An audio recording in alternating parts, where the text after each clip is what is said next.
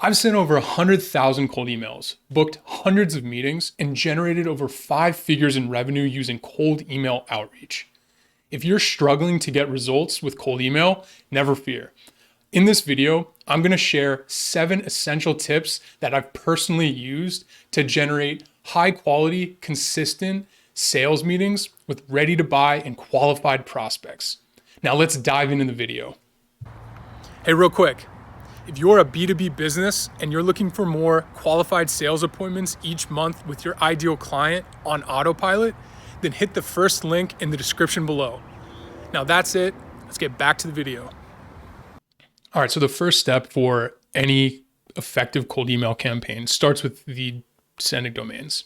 So what we need to do is purchase and configure our sending domains. So the reason why we do this, it's really essential to have domains that are separate from your main home domain. So for example, if your website is apple.com, right? You would want to get something like getapple.com. It looks similar. So when a person actually receives your email, they'll take that email, they'll paste it into their search bar, and it'll actually be forwarded directly to your home domain. So it looks like your domain, it's getting sent to your actual domain. And so the reason why we do this is it protects that home domain. So in the worst case scenario, if a email gets marked as spam and a bunch of emails end up getting marked as spam that are sent from that specific domain, it doesn't negatively impact your core home domain. So this is a way to mitigate that risk. And it actually just allows you to send emails knowing that you're not going to be at risk. So we do this to prevent ourselves from landing in the promotions folder, the spam folder. That's where all campaigns ultimately go to die.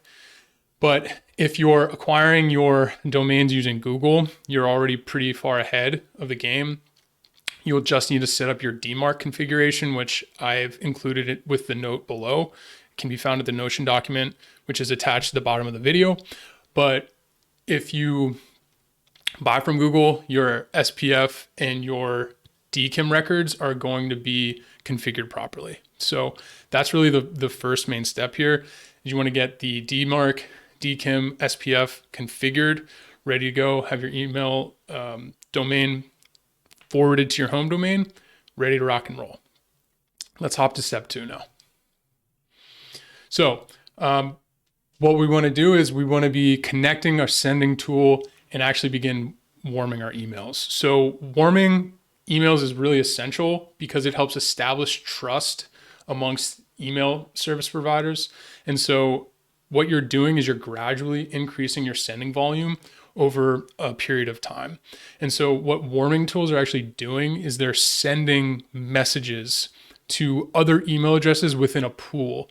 And so you're mimicking human behavior by sending variation of different messages, and those messages are actually being replied to as well. So email servers are seeing emails being sent out, and those messages are then being replied to. It's a lower likelihood that it's just going to be a big outbound blast. And so that prevents red flags from the email service provider side. And so it's a really great way to just help improve your deliverability. Lots of different tools to use. I've used a couple. One's called Maility, another one's called SmartLead and QuickMail. Those are all 3 tools that I've used historically and I've found success with. So not affiliated with them, but if you wanted to look into them, those would be the 3 that I would suggest. The next step of a effective email campaign is we want to define your ideal customer profile. So when it comes to any strong campaign, it all starts with the targeting, aside from the deliverability, which was the first part. But ultimately, understanding your ICP with granular knowledge allows you to create a targeted campaign that speaks directly to the needs, to the challenges and the goals of your ideal customer avatar. And so by understanding those pain points and those desired outcomes, you can craft a super targeted list and messaging that resonates with that audience and actually compels them to take action. You think about what a cold email campaign is, it's effectively a funnel in itself. And so you need to have great messaging, but that messaging isn't going to resonate if you're not landing in the right inbox. So understanding the profiles of who you are reaching out to, understanding what they care about, and making sure you communicate that. So starting with the actual ICP and targeting them and finding them, how do you do that? So a way to actually start would be analyzing your existing customer base. So look at who you've had outstanding results for. Look at those common factors across those best customers, right? So this could include factors like company size, industry, job, title, budget, different kinds of pain points. And so you can use those keywords to find other companies that look very similar to the companies that you've really driven great results for. So another thing you can do is just conduct market research. So you want to gain a better understanding for your target market. So what you can do, you can survey and ask customers, what do they care about? What sort of problems are they actually facing today? That's always step one in any sort of analysis, just ask. You can analyze competitor data, or you can gather feedback from your existing customers as to, what made them buy, what were some of the problems that they were facing when they ultimately ended up wanting to work with you. Those are a couple of questions to ask. Another strategy you can employ that I really enjoy, it's actually just run a ChatGPT query. So a quick and easy and simple one that you can plug in there.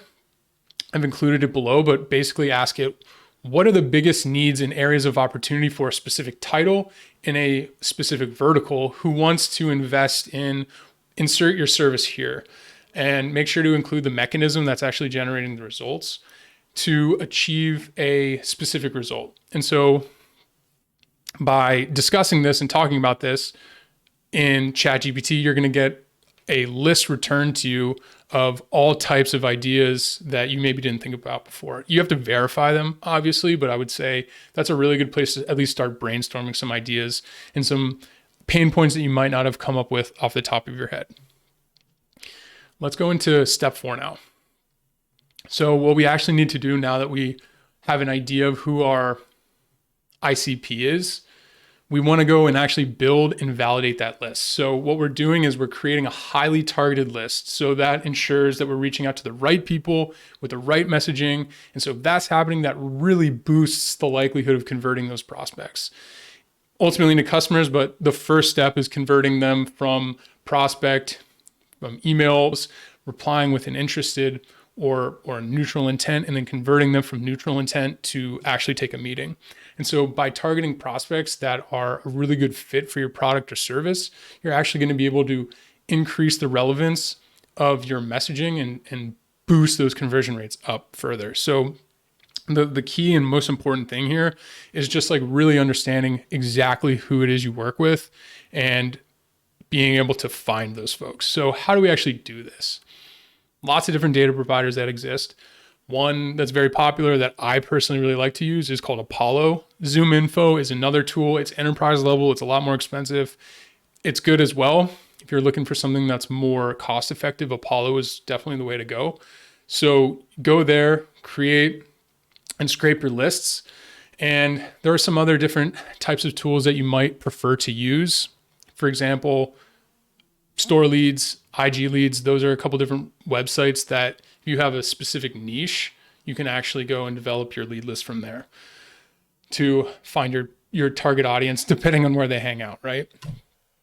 So in order to do this, what I like to do is actually start with a target list of companies. Start with the domains, start with the folks and the companies that you want to target, and then you want to find the specific prospects within those companies. You don't necessarily want to go the other way around. Find those ideal fit companies and then start to hone in further, right? So once you've actually created the list of target companies, do some keyword research, find out some additional lookalikes, and now we have a list of companies and we got to find those relevant titles. So that's a really good way to start. You want to obviously use the tools that you have available. And so make sure to not only build your list, but also validate it. So various tools like Million Verifier, Neverbounce, those are some that I would definitely recommend using. If you're going to scrub a list, make sure to actually validate it. Up to 40% of that data is going to be bad. So just make sure that you're proactively validating your list, because if you're sending emails to invalid emails, then that's going to reduce your deliverability with bounce backs, and that's going to put your campaign at jeopardy. So just make sure to validate. And like I said at the bottom there, right? We want to make sure that we're not in the spam folder. That's the goal always. So next step here, we have develop your copy. Cool. So there's 5 essential parts of any cold email. The first is the offer. So this is going to be the benefit or the solution that you're actually providing to your prospect. So this should be something that they find valuable and compelling, and it should address a specific pain point that they're facing. The mechanism, next part. So the mechanism of the process or method for which your offer is delivered to the prospect. So this should be really easy to understand, and it needs to convey a clear path to achieving the expected result for the client. The claim. The claim is going to be the statement that supports the validity of your offer as well as the mechanism. So it should be specific and measurable and backed up by evidence, right? So what you want to say is you can achieve a specific result by a specific date. And then what's coming next is the risk reversal. It could be something like a guarantee, or you don't pay, or we work for free until you do. So those are a couple different examples of a risk reversal, but on a high level, what the point of a risk reversal is just to reduce the friction for the prospect to understand that they're actually going to achieve the expected outcome and the resources that they're going to be required to invest in order to get there. So that's why you include a risk reversal. The number 5 is going to be evidence. We can all make a claim. The best claim is going to be backed up with evidence. So this is when you want to include things like case studies and specific results. Giving numbers is always going to be best. Things like revenue generated, conversions, like investment returns, like those are going to be the factors that make somebody read an email and their eyebrows go up and they actually will convert. You can't just say we're going to do something without any sort of backup. So what you're doing is you're reducing that friction by providing consistent and strong social proof. And so not only do you want to have all 5 of these elements in any sort of email campaign and the copy within, but you got to make sure that you're testing. So nothing can be tested in a vacuum. So if you're sending one email across a different campaign and you're finding that it's not working, you're not going to have any indication as to what might be the reason why it's not working. And so you always want to be testing at least one other angle to have a benchmark. So you can't test against nothing. And so just make sure that you're always having multiple iterations of your campaigns. So now that we've gone through, configured our domains and got them all set up and ready to go, we've put our campaigns into a sending tool. We've actually started to develop our lead list. We've scrubbed the lead list. We've validated it. We've put together a campaign copy. Now we have to just launch it. So push out your campaign. Keep an eye on the replies. The best conversions are going to be driven by a very quick response rate, right? So if somebody gets an email from you and they reply, if you can reply within 30 minutes to an hour or less, that's going to have your highest % chance of conversion. And the reason being, you're front of mind. So what you're always doing is you're always trying to stay front of mind. So we need to be making sure that you're keeping an eye on the replies, especially the interested ones, and make sure that you're following up in kind. And so when you think about the success of a campaign, oftentimes people will think, oh, what's my open rate? What's my click rate? Those are stats that you may or may not find useful. I personally don't love tracking them. The reason being, open rates can be manipulated. And what you're really looking for is a reply, specifically an interested reply. So I would say a better metric for success is going to be total replies and interested replies relative to that. So the ratio of interested to total replies is going to be a good indication of success. This is going to tell you a couple things. One is you're targeting off. If you're just getting complete go-aways, not interested, stop, unsubscribe, all that kind of stuff, or mean and nasty stuff, that means your targeting is just way off. If you're getting more lukewarm interest, it's likely has to do with your copy. So that's where I would suggest honing your focus when you're auditing your campaigns. So step 7 is the follow-up. So it's really important to consistently follow up with people. In the example that I 2 seconds ago, where we're making sure that we want to reply quickly, you're front of mind. People are busy. Lots of things happen. You're getting pinged a million times a day. You have your dog walk into the room, or you get a text, or whatever reason why you become distracted. It's totally fine. This happens. People are just going to get busy. And so it requires consistent and long-term follow-up. And don't feel like you're ever bothering somebody until they say, don't contact me anymore. Oftentimes people will come back and tell me, hey, I appreciate your persistence. As long as you're adding value each time, that's the key. You can't just bump an email every time to the top of an inbox. That's not going to get you anywhere and will likely get you in spam. But if you're adding value, you're providing social proof, you're giving them assets, audits, reasons why you're reaching out, and adding value, then those are going to be the most powerful follow-ups. And so over time, you'll start to learn about what people are saying as far as like the objections, and then you can start to come up with templated responses. So that further increases your time to response. So if you get a common response, you'll have something that you can reply to within the minute.